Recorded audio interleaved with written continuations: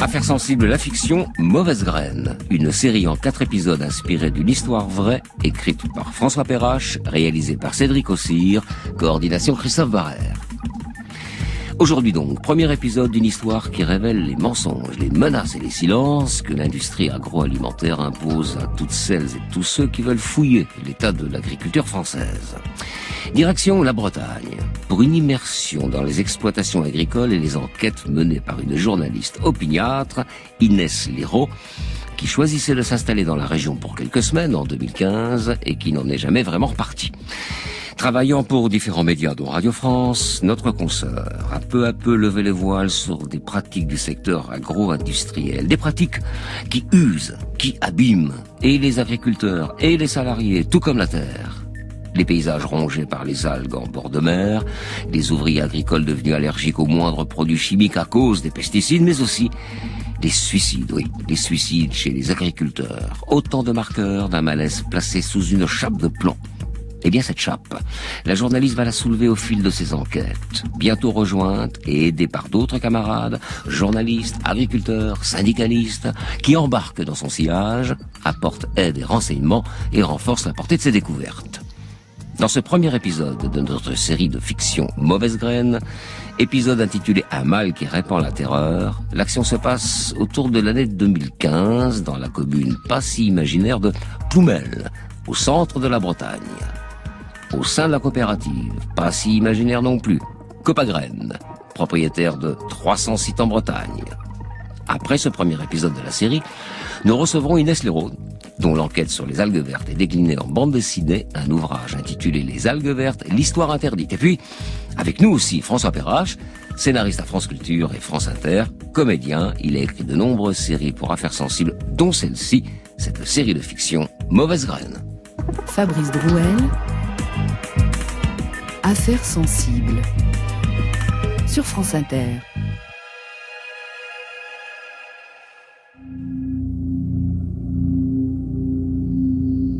Mauvaise graine, une série de François Perrache, librement inspirée des enquêtes d'Inès Léraud.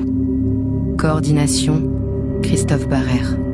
Réalisation, Cédric Ossire. Premier épisode, un mal qui répand la terreur. Culture Média. En France, enquêter sur le secteur agroalimentaire n'est pas sans risque. La journaliste d'investigation Inès Léraud l'a appris à ses dépens. Depuis des mois, elle subit des pressions, des intimidations. Bonjour Inès Léraud. Bonjour. Sur quel sujet avez-vous enquêté ? Alors en fait, j'ai commencé à enquêter à partir de 2014 sur le premier groupe agroalimentaire breton qui s'appelle Triskalia. Qu'est-ce qui vous a décidé à partir enquêter là-bas ? En fait, j'étais une journaliste indépendante basée à Paris et donc je faisais des reportages en prenant quelques jours de terrain à chaque fois.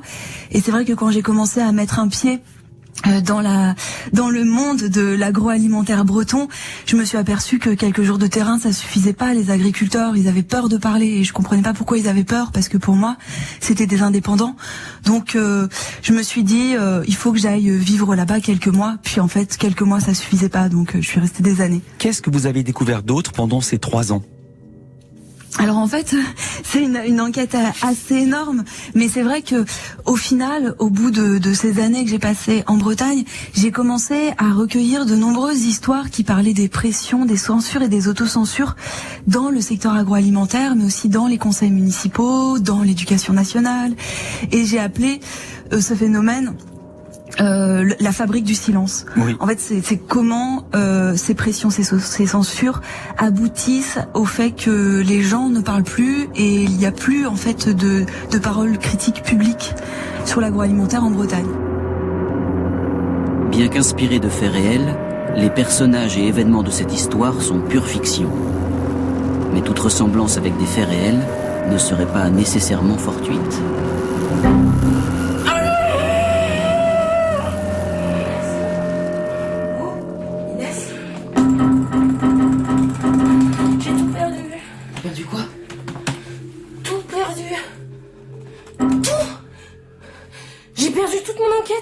le mec des pesticides, les manutentiels. Oui, le mec des pesticides, Guillou, il s'appelle, j'ai tout perdu. Ok, désolé, mais m'engueule pas, s'il te plaît, là, tu m'as fait hyper peur à hurler comme ça, j'ai cru que t'étais morte. Mais je suis morte, le procès est dans 10 jours, j'avais écrit les 3 quarts de mon article et...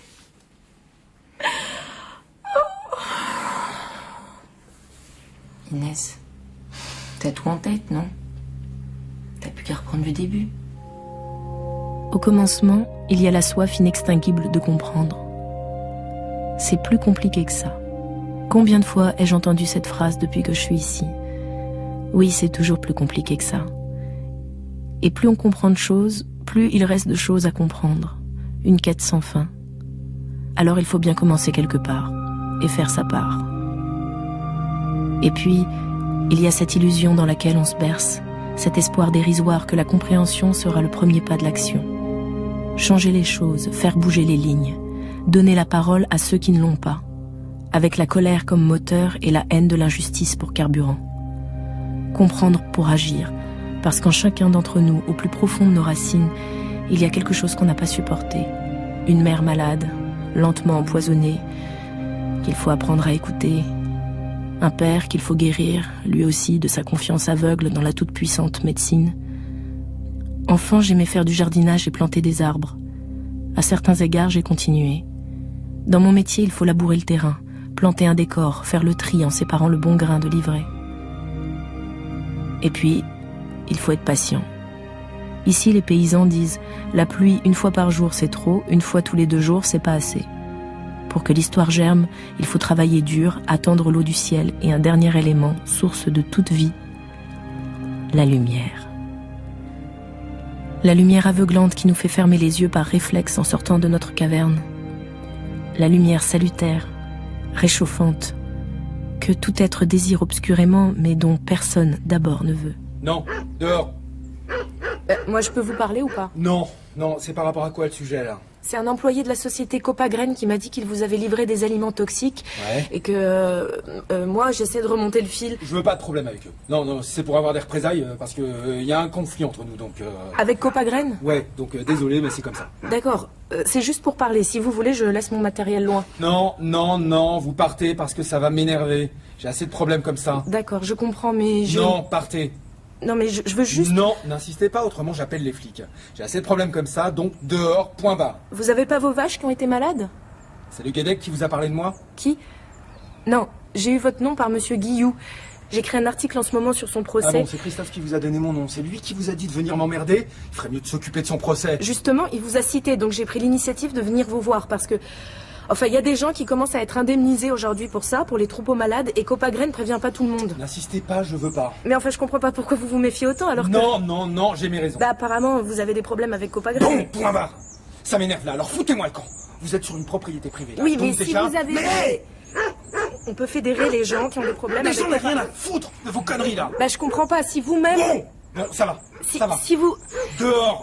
J'appelle les flics, autrement. Mais J'ai mes raisons, alors je pense que vous êtes Allez, stressé. Tous les gens que je rencontre, ils sont stressés comme ça. Dehors. Non mais un moment, il y a un problème. Dehors. J'ai mon point de vue là-dessus, donc dehors. J'enquête sur Copagraine. Dehors. J'appelle les flics. Les victimes, J'appelle les flics. voilà, les Bon, allez, victimes. alors, hop. Enfin, je cherche à vous aider. Bon, allez, mais dégagez. c'est dingue. Dégagez non parce que j'appelle les flics. Bah, appelez les flics si vous voulez. Enfin, c'est Mais complètement parlez-vous. absurde. Ça va finir avec un coup de boule. Bah, venez me foutre un coup de boule. Je vous attends. Donc ça, c'est le film monté avec seulement la musique. On est en train de finir le texte de la voix off qui fera le commentaire. On est sur un format long, ambitieux, de plus de 3 minutes. Le concept de cette nouvelle campagne, c'est de faire parler la planète Terre elle-même. C'est elle qui va dire « je » dans le spot. Donc pour les images, comme vous le voyez, on a fait le choix de faire une série de portraits, des gros plans sur de beaux visages, dans des paysages très ouverts, très ensoleillés comme ici. Et l'idée bien sûr, c'est de presque jamais citer Copagraine, mais de mettre en avant les producteurs et les consommateurs. Évidemment, on a mis moitié-moitié hommes-femmes, des couples aussi de producteurs et d'éleveurs. Là, voilà, c'est une famille dans sa cuisine. On a représenté un peu tous les âges, tous les profils. Oui, donc il y a une fille noire quelques secondes là, mais le reste, c'est plutôt des profils locaux. Alors lui, c'est un vrai agri, mais sinon, tous les autres, bien sûr, ce sont des comédiens castés par l'agence. Tous les métiers de la chaîne de valeur sont mis en scène, hein, les agriculteurs, avec surtout des scènes d'extérieur. Voilà, des tracteurs en plein champ plutôt que de la production sous serre ou des porcheries industrielles, évidemment. mais aussi la recherche agronomique, la distribution et les consommateurs finaux. Oui. Bonjour, pardon tout le monde. Désolé pour t'interrompre, Chantal, je peux te parler une minute? Maintenant? Mais on avait rendez-vous ou... Non, mais... Ça va? Y a un problème, il y a du nouveau? On peut faire le point? Tout de suite là? Oui, s'il te plaît. Ok. Je vous laisse regarder la fin du spot, la deuxième partie est super aussi, l'agence a fait un super boulot. J'arrive, hein, je fais le point avec Monsieur Coisin, et j'arrive. Qu'est-ce qui se passe? Qu'est-ce que tu fous là? Tu m'as appelé, j'ai pas eu de message. Pas au téléphone, j'ai préféré venir directement au siège. Y a un problème. Grave? Un problème chez toi, sur le site de Ploumel? Mais évidemment, un Ploumel. Évidemment que c'est grave, sinon je me serais pas tapé 1 heure de bagnole jusqu'à Landerneau. Moins fort. Et du calme, Yann, hein. Et explique-moi, qu'est-ce qui se passe? C'est ton histoire de pendu? Quoi? Mais non, pitié, un problème à la fois, le Gothic, on verra plus tard. Évite les noms, même au siège, même entre nous. Alors c'est qui? C'est quoi le problème? Le procès de ton manutentionnaire? Faut pas t'affoler. Faut surtout pas s'affoler pour un petit procès. On laisse passer la vague, ça sera pas la première fois. Au pire, il y aura un mini-article ou 2 pour annoncer le verdict. C'est quand déjà le délibéré? Le 23.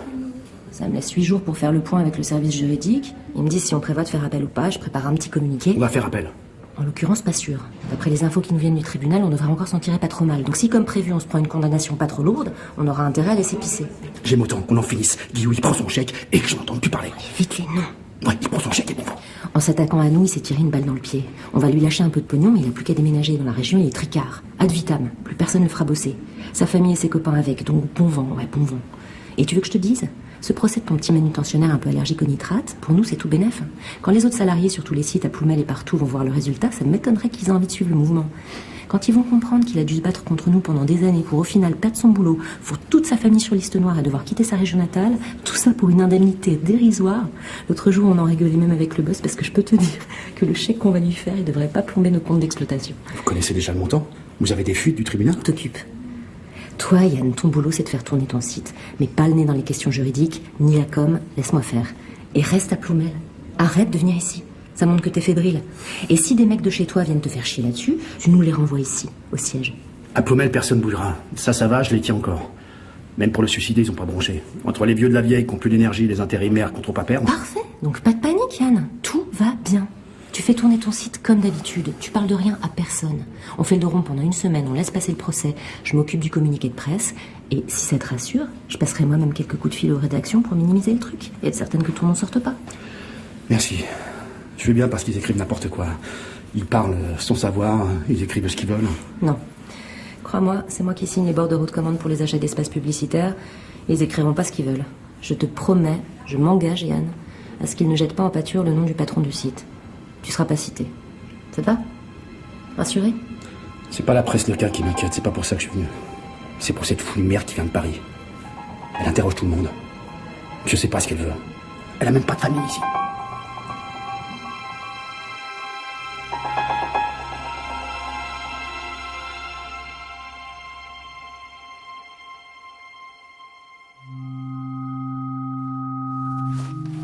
C'est comme si j'avais eu une projection d'acide, vous voyez. Dès que j'ai ouvert le sac de granulés, c'était très brûlant. Et le lendemain, tout mon cou était rouge vif, boursouflé. Ça s'est résorbé au bout de quelques jours, mais c'était atroce, comme un œdème. J'ai appelé mon médecin. Quand il m'a vu, il m'a dit « Je vous fais une piqûre de cortisone tout de suite.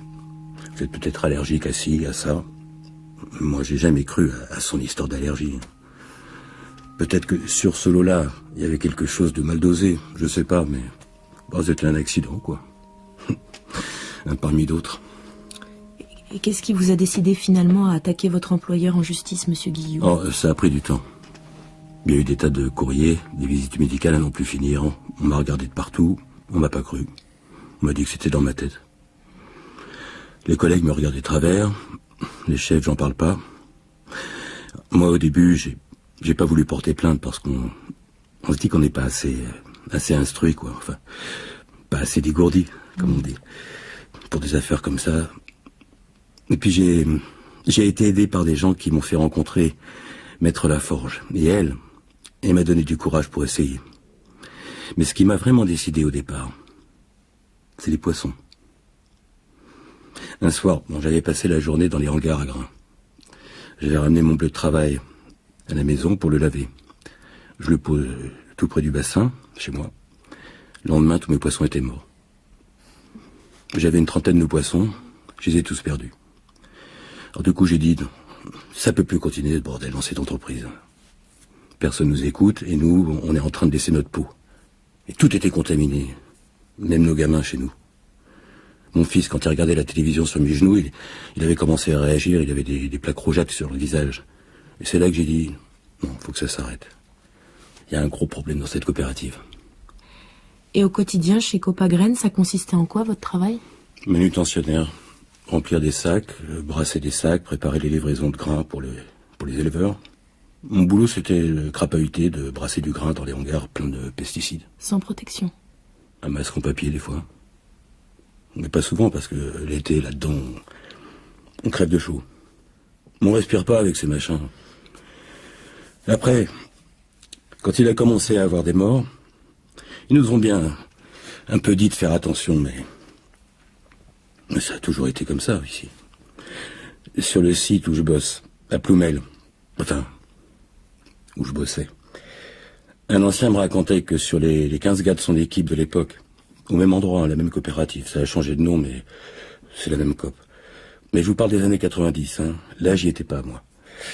Eh ben, sur 15 gars, il y en a 12 qui sont morts. Cancer ou leucémie. Tous morts. Sauf 3, les plus costauds. Et tout le monde a eu son petit cancer. Et c'est normal qu'il y ait des pesticides dans ces stocks? Bah non. Mais le truc, si vous voulez, c'est que le grain, ça travaille avec l'humidité, la chaleur. Et les problèmes, ils ont commencé quand la direction a voulu qu'on arrête la ventilation la nuit, pour faire des économies d'électricité. Et nous, on disait bien que c'était une connerie, mais bon, personne nous écoute. Alors moi, au bout de quelques semaines, un matin, j'ouvre un silo, pas ventilé. Et je découvre l'état du stock.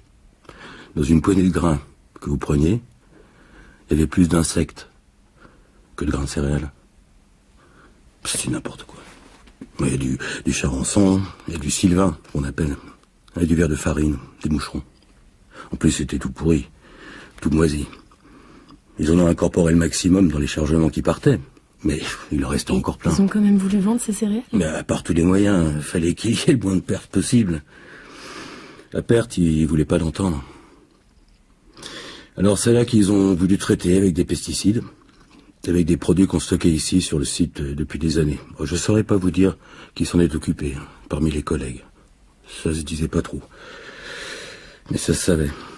Le problème, c'est qu'après cette opération, nous, on revenait bosser dans le hangar, en simple bleu de travail. Et c'est pas des petits hangars, vous avez vu. Et il y avait, je sais pas combien de tonnes de grains pourris là-dedans. Ils avaient tout traité avec des insecticides. Et nous, on inhalait tout ça. Le soir, j'avais des saignements, des vomissements, des diarrhées. Et je mens pas. J'ai d'anciens collègues qui vont témoigner pour le procès. Je me suis vu prendre jusqu'à 5-6 douches par nuit, tellement ça me brûlait de partout. Vous en êtes plaint auprès de la direction? Des tas de fois. J'ai demandé à leur parler, à les rencontrer, mais... Circuler, rien à voir. C'est la pile de courrier que je vous ai montré l'autre fois. Bah, je peux en prendre un au hasard. T'as par exemple 17 juillet. Bon, à ce moment-là, j'étais déjà en arrêt maladie. Je reçois un courrier de monsieur Coisin, à en tête, Copagraine et tout. C'est le directeur de l'usine. Oui, du site de Ploumel, oui, où je travaillais.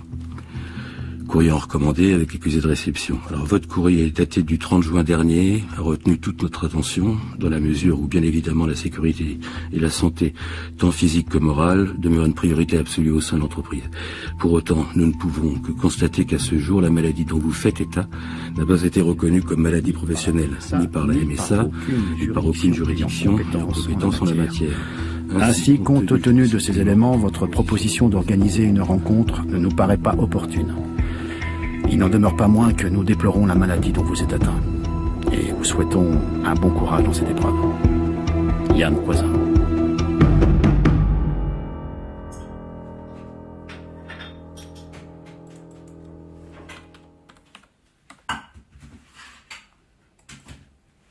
À table. Inès, 21h30, demain j'ai cours à 8h.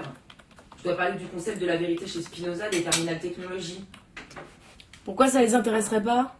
Ça t'intéresserait, toi, Spinoza, à 8h du matin?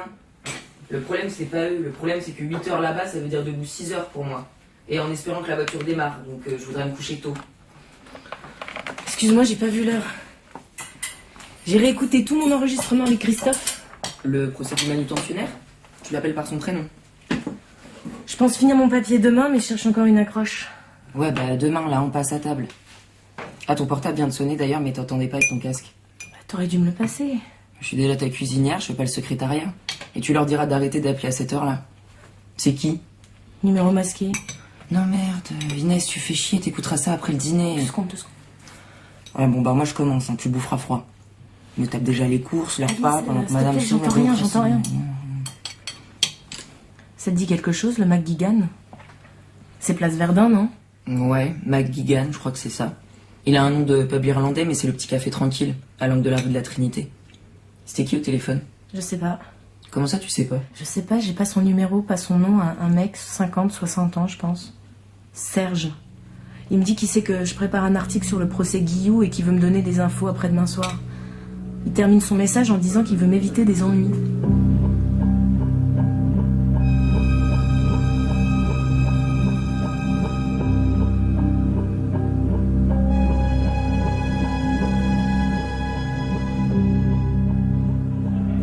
C'est ce que j'essaie de vous expliquer depuis une heure. Ce qui se passe en Bretagne, c'est que les salariés de l'agroalimentaire ont peur de dénoncer les conditions assez lamentables dans lesquelles ils travaillent et les scandales sanitaires. Les gens ne veulent pas parler. Il y a une peur latente. Il y a une inquiétude par rapport aux conséquences que ça peut avoir et malheureusement, nous, on peut le constater au niveau du syndicat. Tous les salariés qui osent se révolter et dénoncer des scandales, la plupart du temps, ça se termine par des licenciements. Mais dans l'affaire Christophe Guillou, ce que je comprends pas, c'est pourquoi c'est votre syndicat qui est en première ligne et pas un syndicat agricole. Qu'est-ce qu'un syndicaliste de la Poste vient faire dans une affaire agricole? Et je suis pas de Ploumel, hein. C'est pour ça que je peux intervenir. C'est comme les juges anti-mafieux, hein. Il vaut mieux délocaliser l'enquête. L'affaire Guillou, c'est symptomatique. Je vous explique. Quand Christophe est allé voir son syndicat, ils lui ont clairement dit qu'il s'occuperait pas de lui. Au nom de la défense de l'emploi, en gros. Pour faire court, il faut pas ternir l'image de l'agriculture bretonne. Ici, tout le monde se connaît. Ils veulent pas parler parce qu'ils savent les conséquences très négatives pour eux et pour leur entourage. Et tout ça, c'est renforcé par des liens extrêmement étroits entre le monde paysan, l'agroalimentaire, les pouvoirs financiers, la banque, l'assurance, la MSA, oui, la mutuelle sociale agricole. Oui. Et il y a une alliance très forte entre toutes ces institutions qui obéissent toutes à la même logique de soutenir l'agriculture hyper-productiviste en Bretagne. Ce qui fait que ceux qui osent dénoncer les scandales, ils peuvent avoir des ennuis multiples. Par exemple, s'ils veulent un prêt, ils auront un problème avec la banque. S'ils veulent acheter des terres, ce sera le poids de la SAFER, l'organisme qui gère les achats de surface agricole. S'ils ont un problème de santé, c'est le parcours du combattant juste pour faire reconnaître leurs droits élémentaires par la MSA. Dans de nombreuses affaires d'empoisonnement, il y a tellement d'obstacles que pour que l'industriel ait des problèmes avec la justice, il faut vraiment que ce soit terrible, ce qui s'est passé dans l'entreprise. Et c'est le cas dans l'affaire Guillou. Donc faut pas lâcher. Et donc il n'y a que des gens comme vous qui justement n'ont pas de lien avec le milieu agricole qui peuvent porter son combat, c'est ça? En tout cas, essayez. Moi, j'ai bientôt 40 ans de syndicalisme breton derrière moi. Serge Le Guédec, il est connu comme le loup blanc. Bon, je vous dis pas que je suis apprécié de tout le monde, hein. Plus jeune, je recevais tellement de menaces que pendant un moment, j'ai obtenu un permis de port d'armes à la gendarmerie. Quoi? Le nombre de fois où on a essayé de m'écraser, ce serait trop long à raconter. Bref, j'ai pas que des copains, mais tout le monde me connaît et je connais tout le monde. C'est pour ça que j'ai voulu vous parler, pour pas que vous vous y preniez mal. C'est-à-dire? Je sais que vous avez rencontré Christophe Guillou plusieurs fois. Vous êtes là pour parler de son procès, c'est normal, c'est très bien. Mais si je peux me permettre, c'était pas une très bonne idée de vous pointer chez Laurent Roussel comme ça. C'est lui qui vous l'a dit? Je connais tout le monde. C'est Christophe Guillou qui m'avait parlé de ce Laurent Roussel et de son histoire de vache empoisonnée, donc oui, j'ai voulu essayer de lui parler à lui aussi, mais ça a tourné court. C'est des gens qui ont beaucoup souffert. Ils se méfient de tout le monde. Moi, j'ai mis des mois à gagner leur confiance. Des années. C'est pour ça que je pense que c'est bien qu'on se parle, vous et moi. Laurent, on ira le voir sur sa ferme, ensemble, si vous voulez. Mais il faut y aller en douceur. Je comprends pas bien non plus ce que vous me proposez. Vous me dites que j'aurais pas dû aller chez ce Laurent Roussel, mais vous me proposez d'y retourner ensemble. Disons, je vous propose une alliance. Chacun dans notre coin, on n'a aucune chance. Ils sont trop puissants en face. Moi, je vous aide à avoir accès aux agriculteurs, aux salariés. À des tas et des tas d'histoires que vous soupçonnez même pas. Je peux même vous mettre en contact avec les avocats des victimes. Vous avez rencontré Maître Laforge, l'avocate de Christophe? J'ai essayé, mais pas encore de réponse. J'imagine qu'elle se concentre sur la préparation du procès, c'est dans 2 jours. Oui. Et elle a d'autres affaires en préparation. Mais ça aussi, je vous raconterai. On ira la voir ensemble à son cabinet. Et qu'est-ce que vous attendez de moi? Que vous fassiez votre travail. L'agro-business, c'est un vampire. Il n'a peur que d'une seule chose, la lumière. Il faut médiatiser les affaires. Donc, on a besoin de vous. En plus, vous venez de Paris. Les médias nationaux, c'est pas rien. En Bretagne, la presse locale est très puissante. Les tirages sont même supérieurs à beaucoup de quotidiens nationaux. Pourquoi vous ne vous alliez pas à eux, comme vous dites? Il y a un journaliste de la région qui est devenu célèbre sous le surnom de Monsieur 3 millions. Depuis, il a disparu de la profession. Il avait sorti une enquête bien foutue sur l'agroalimentaire breton. Son journal a perdu 3 millions de recettes publicitaires dans l'année. Ici, les industriels possèdent carrément des médias. Ils ont un journal diffusé dans les 45 000 fermes bretonnes. Ils ont un journal, un magazine. Et même vis-à-vis de la presse dite indépendante, les groupes agro ont une telle puissance financière, ils sont des annonceurs tellement importants qu'ils ont des moyens de pression financière, de rétorsion même, énormes sur les médias locaux. En supprimant des encarts publicitaires? Entre autres. Mais il y aura encore beaucoup à dire. J'ai tout mon temps. Je vous le souhaite. Il vous en faudra. Comptez rester un peu dans la région? Je viens de m'installer en Bretagne. J'ai l'impression qu'il y a de quoi faire. C'est un magnifique terrain d'investigation. Si vous avez l'intention de rester et de travailler sur le milieu rural breton, je vais vous donner un petit tuyau. Faites vos enquêtes en hiver. Au beau jour, personne ne vous répondra, il y a du travail sur les fermes. Mais débarquez dans un petit village du Cresse-Bresse ou du Trégor en hiver, sur les coups de 5-6 heures du soir, si possible, un jour de pluie. Ah oui, ça arrive en Bretagne. Et foncez au café. Il n'y a rien à faire qu'à commander un verre et attendre. Et si jamais il n'y a pas de bar dans le village, c'est encore mieux. Personne ne vous laissera dehors. Il y a toujours quelqu'un pour vous faire entrer chez lui et vous offrir le café dans la cuisine. Et en hiver, on s'ennuie. On est même un peu triste parfois. Alors on aime bien causer. En hiver, dans les cuisines des fermes bretonnes, vous en apprendrez de belles.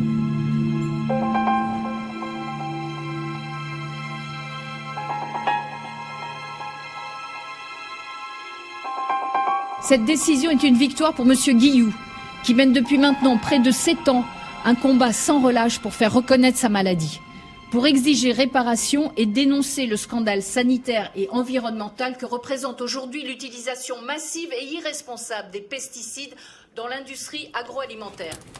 100 000 balles, putain. Connasse d'avocate. Pendant l'audience, elle m'avait posé des questions super vislardes. Tu t'en es très bien sorti, Yann. Et la boîte s'en est pas si mal tirée avec ce verdict. Primo, l'avocate te cite pas. Et de yeux, elle fait pas le lien avec le suicide de l'autre. Pas encore heureux, ça n'a rien à voir. Il y a 7 ans d'écart entre les deux affaires. Peut-être, mais c'est sur le même site. Le tien en l'occurrence. C'est la même avocate et les 2 procédures vont s'enchaîner. Tu crois que la presse va faire le lien entre Guillou et le Gothic? Pas de nom. Oui, ils vont faire le lien. Ils mélangent tout, exprès. C'est pas parce que c'est la même boîte que... Fallait que ça tombe sur moi. Je la sens pas, cette avocate. On n'a jamais payé autant. On va faire appel, j'imagine. Je pense pas. Trop risqué. Il va toucher plus de 100 000 balles quand même, hein. Pas mal pour une énergie. Je peux te dire qu'au tribunal de Saint-Brieuc, il y en a quelques-uns qui peuvent dire adieu à leur promotion. Le patron de la Fédé va passer quelques coups de fil. Mais le fric, c'est pas un problème. Et que l'avocate se pavane, c'est son rôle. En revanche, ça m'inquiète. T'as lu? C'est quoi? Un communiqué d'une association de victimes des pesticides qui s'est emparée du truc et qui essaye de faire le lien avec d'autres affaires. Attends, je te l'ai lu. Ces salariés courageux qui, rappelons-le, ont perdu plus qu'un travail, ne cessent d'ouvrir des brèches dans ce milieu où règne l'omerta. Nous espérons que cette décision donnera le courage à d'autres de faire savoir qu'ils sont aussi victimes des pesticides, notamment en témoignant. Nous avons fort à craindre que de telles situations concernent un nombre élevé de salariés exposés chaque jour à des agents chimiques et dangereux, etc. Un manutentionnaire qui gagne un procès contre nous une fois tous les 7 ans, ok. Un suicide sur un site, à la rigueur, ça se gère. On se démerdera pour dire qu'il était alcoolique ou dépressif, ou les deux. Mais faudrait pas que ça fasse tache d'huile. Tu crois pas si bien dire. D'après ce que je sais, la journaliste de Paris est en train de déterrer une 3e affaire, avec un gars qui en a livré du grain pourri, Roussel. Les vaches qui ont bouffé de l'aliment pour lapin?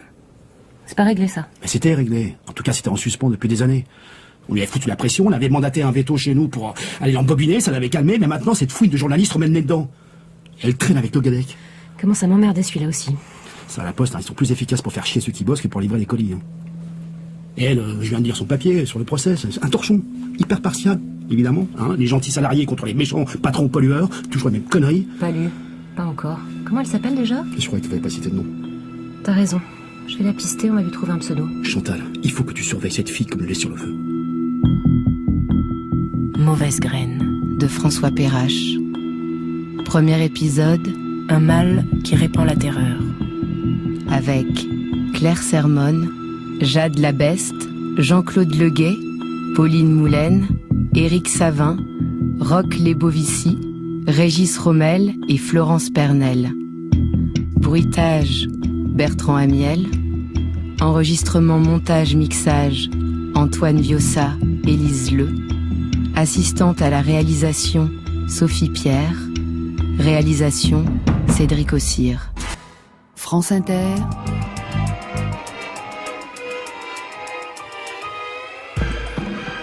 Affaires sensibles. Fabrice Drouel. France Inter, la fiction Mauvaise graine. Donc, nos invités aujourd'hui, la journaliste Inès Léraud, soi-même, si je puis dire. Bonjour. Bonjour. Donc, vous êtes l'autrice des enquêtes qui ont permis de proposer cette série en 4 épisodes. Et puis, François Perrache, scénariste, qui a écrit cette histoire et a interrogé le réel avec la fiction. Bonjour François. Bonjour. Alors, Inès Léraud, racontez-nous d'abord ces débuts d'enquête. Pourquoi et comment vous êtes-vous décidé à travailler sur l'agroalimentaire? Est-ce qu'il y a eu, comme on dit, la puce à l'oreille, un événement qui vous a suggéré le fait de se lancer dans cette enquête? C'est une longue histoire, il y a eu plusieurs événements. Il y a eu une maladie chez ma mère qu'on a mis longtemps à comprendre et qui était liée en fait à des polluants environnementaux, chimiques. Et puis il y a eu la rencontre avec un personnage qu'on entend dans la fiction, Serge Lagadec, le Gadec, et qui est un syndicaliste qui travaille, qui aide des ouvriers de l'agroalimentaire et qui m'a informé en fait sur des situations de catastrophes sanitaires et environnementales. Son nom résonne Bretagne, hein. C'est pour ça que vous allez en Bretagne? Et voilà, suite à cette rencontre, je le rencontre dans le Jura, il me parle de la Bretagne. Moi je suis pas bretonne, j'ai grandi dans le Maine-et-Loire.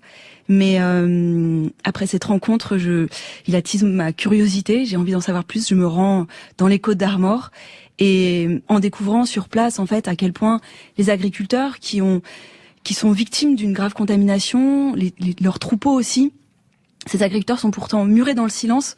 Je me dis qu'il faut que j'aille vivre sur place pour mieux comprendre en fait les coulisses de ces productions agroalimentaires. Alors, comment se passent vos débuts? Parce que je pense que ça se joue probablement au début. Enfin, on peut rectifier le tir après. Mais c'est tellement important, les premiers pas. Comment se passe-t-il? Ça se passe que des amis acceptent de me prêter une résidence secondaire, qui sont en Bretagne, enfin une maison de vacances. Mes parents ont une vieille voiture, je vais m'installer là-bas. Et en fait, je pensais rester quelques semaines parce que ça me paraissait long, des semaines d'immersion. Et au bout de 6 mois, voire 1 an, j'ai toujours pas réussi à tisser des liens de confiance avec les agriculteurs. Ça va être très très très long. Ils se méfient énormément des médias.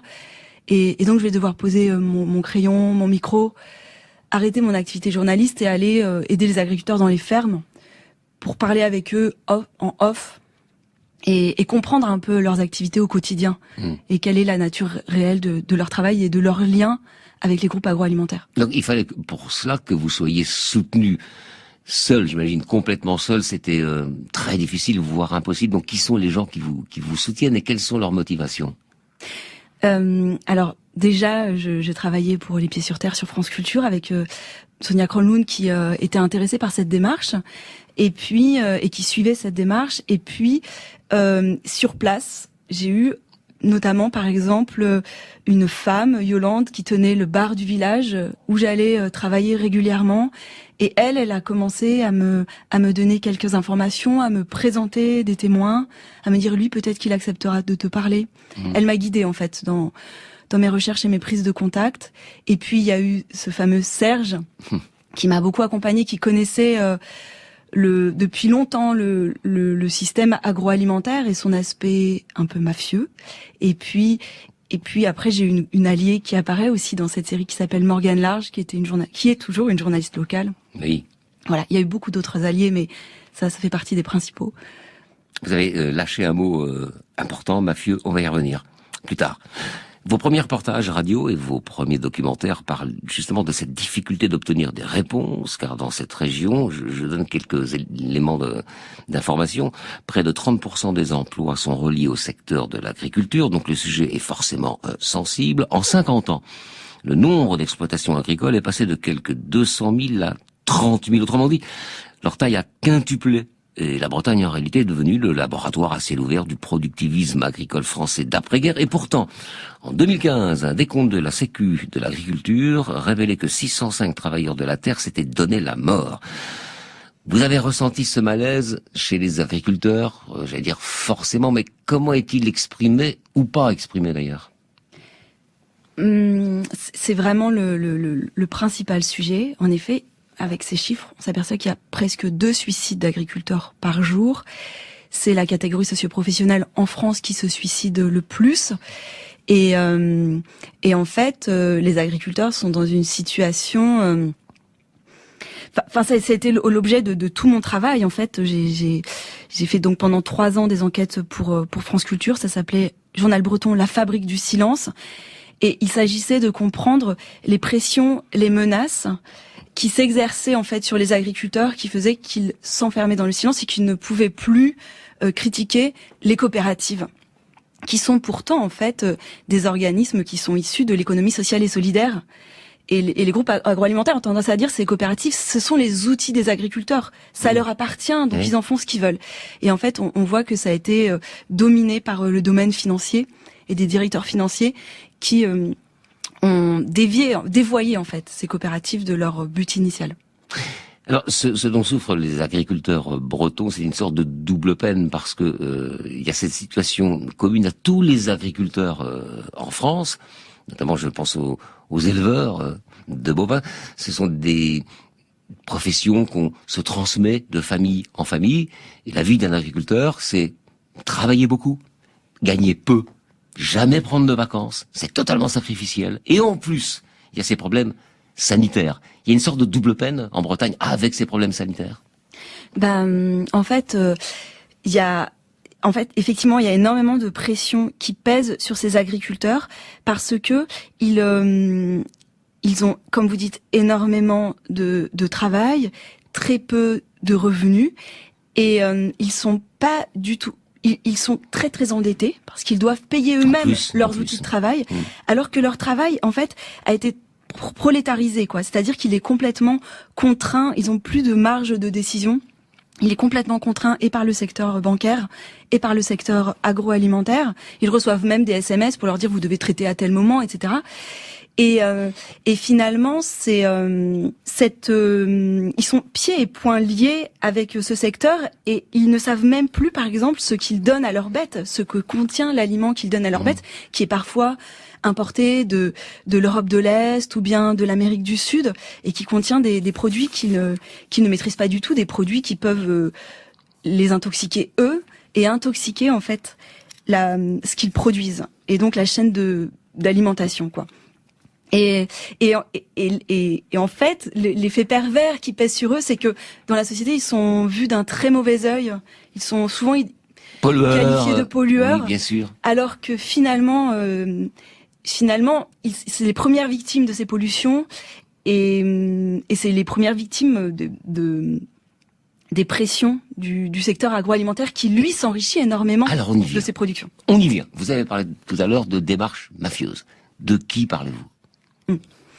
En fait, il y a des connivences entre le secteur politique et économique en Bretagne. Il y a une mainmise d'un secteur économique quasiment unique qui est hégémonique en Bretagne. Il s'agit donc de l'agriculture et de l'agroalimentaire, mais de ces décideurs économiques. Et aujourd'hui en Bretagne, tout l'argent qui circule passe toujours, d'une façon ou d'une autre, par les mains, en fait, des dirigeants de l'agroalimentaire. Donc l'argent qui circule dans l'argent des subventions données par les communautés de communes, le conseil régional, les municipalités. Qui fait main basse dessus? Parce que il y a des dirigeants de l'agroalimentaire qui sont installés. D'accord, alors je veux pas de nom. Dirigeants de l'agroalimentaire, on parle de qui? Des syndicats, de la FNSEA, de la grande distribution, de qui on parle? Effectivement, on parle de la FNSEA, des banques comme le Crédit Agricole, des grandes coopératives agricoles comme Eureden, Coperle, Evolop. Des mutuelles aussi ou pas? Des mutuelles, des assurances. Il faut voir que la FNSEA, donc le syndicat agricole majoritaire productiviste, co-gère tous ces organismes. Ouais. Il co-gère aussi l'enseignement agricole. Les lycées agricoles. Les lycées agricoles. Et finalement, ce système, ce tissu économique, il place aussi des encarts publicitaires dans la presse. Il a ces présidents ou directeurs de coopératives qui peuvent être maires, donc qui sont élus dans les communautés de communes, et puis qui peuvent être aussi vice-présidents du conseil régional. Et donc c'est une structure montée sur l'idée du conflit d'intérêts.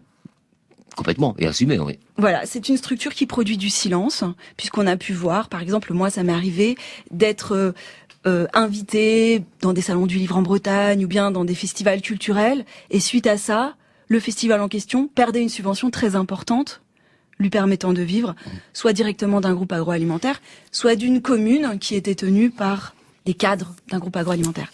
Donc ça produit en fait l'impossibilité de dire publiquement, de formuler publiquement certaines critiques. François Perrache, vous avez écouté évidemment attentivement.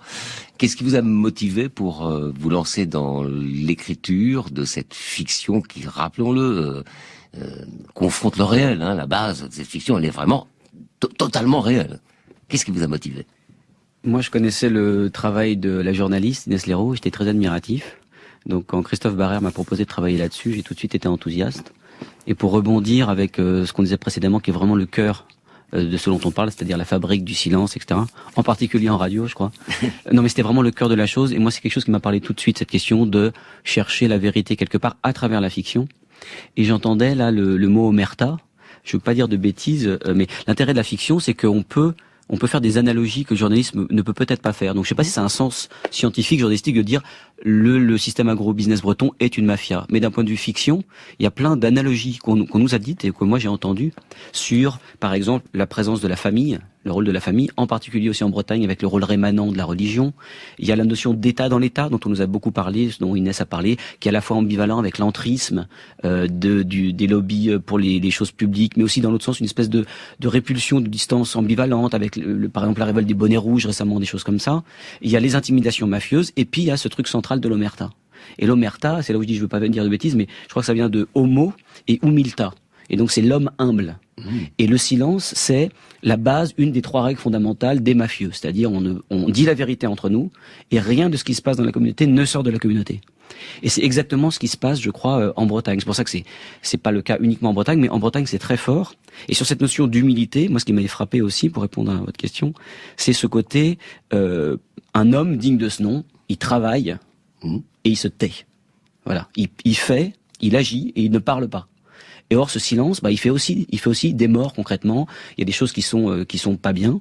Et je trouve que parler de ça en radio, redonner la parole, c'est-à-dire que le travail qu'a fait Inès, redonner la parole à les gens qui ne veulent pas parler, c'est le cœur de ça et c'est un travail anti-mafieux qui a été fait, je pense. Donc il y a des liens sur cette mafia qui est pas un lien scientifique réel, mais je pense qu'au niveau allégorique, la fiction peut raconter ça. On part du réel et puis on fait des parallélismes comme ça avec ce système, qu'on peut qualifier de mafieux. D'un point de vue technique maintenant, comment on travaille? C'est intéressant parce que ça peut être 2 écritures différentes, celle du scénariste de fiction, adossé au réel, mais de scénariste de fiction, et la journaliste qui a connu le terrain. Comment on harmonise tout ça, techniquement? Alors, François. Ce qui m'a frappé, moi, quand j'ai rencontré Inès, m'avait cité un de ses détracteurs qui lui reprochait de faire ses reportages comme de la fiction. Et moi, je pense que je fais mes fictions comme des reportages. En tout cas, j'essaye. Et je pars tout le temps du réel, en fait. Toujours d'un travail documentaire énorme, que ce soit par exemple sur France Culture, 57 rue de Varennes, c'est très documenté. Mais toutes les fictions que j'ai faites aussi pour Inter, elles partent du réel, de la documentation. Donc je pense qu'on s'est trouvé un peu sur ce terrain. Donc c'est partir du réel beaucoup. Et je commence pas à révéler des secrets de fabrication. Enfin si, c'est peut-être la question d'ailleurs. Mais non, ce ne sont pas des secrets, ça peut être intéressant de voir comment artistiquement, la question est parfaitement artistique. C'est toujours pareil, c'est trouver l'énergie entre élargir au maximum le spectre et ne pas se noyer dans trop d'informations. Mais ça, c'est Hugo, quoi. Rien n'est détail, tout est l'ensemble. Et voilà, celui qui n'observe pas tout ne contemple rien. C'est ce que dit Hugo, c'est notre objectif à nous. Faut avoir des étoiles qui nous guident, quoi. Et donc, moi, j'avais beaucoup lu, j'avais tout lu, tout écouté ce qu'avait fait Inès, tout lu ce qu'elle avait fait, etc. Et j'avais voulu passer 3 jours chez elle, donc j'ai passé 3 jours avec elle pour m'immerger, rencontrer d'autres gens, faire un peu de terrain moi aussi, très rapidement. Et je me souviens d'Inès un peu terrorisé, je crois, et tétanisé, parce que dans mes échanges, je passais d'une question sur sa petite enfance à, je voulais bien entendre une interview de tel journaliste qu'elle avait rencontré, tel agriculteur, et puis je voulais bien un petit panorama rapide de l'histoire des syndicats bretons agricoles, etc.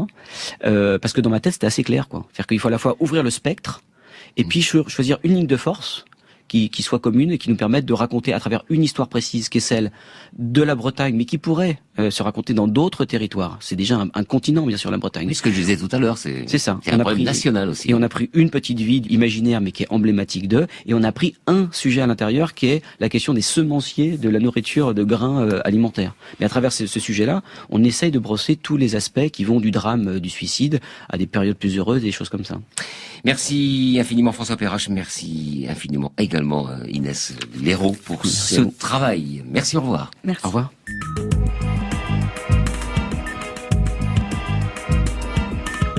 C'était Affaires sensibles, la fiction Mauvaise graine. Demain jeudi donc, la suite de cette série avec les épisodes 2. Alors celui-là est intitulé aux animaux la guerre, et l'épisode 3 intitulé Ils ne mourraient pas tous mais tous étaient frappés. Et puis vendredi bien sûr, le dernier épisode intitulé Lui selon que vous serez puissant ou misérable.